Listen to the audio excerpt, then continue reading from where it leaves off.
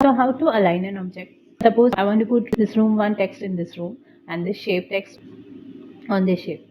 So I'll just select this room and I'll bring it here, and shape, I'll bring it here. I have moved it to this, okay? So now for alignment, I'll select AL.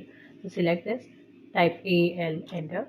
Now select the first point, and where you want your first point, select your destination here. Now select the second point. Now this text box has its second point somewhere here.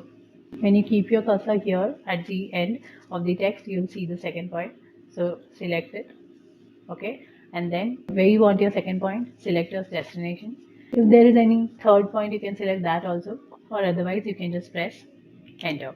Now it says, do you want to scale the object? But we don't want to scale it, so we'll say no, and no is already selected, so we'll press enter.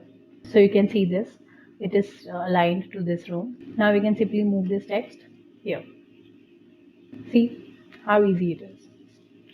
Similar for this shape, if I want to align this over here, I'll select this, AL, enter. I'll select the first point, destination. I'll select the second point, destination, enter. See how easy it is. You can also align this room with this object.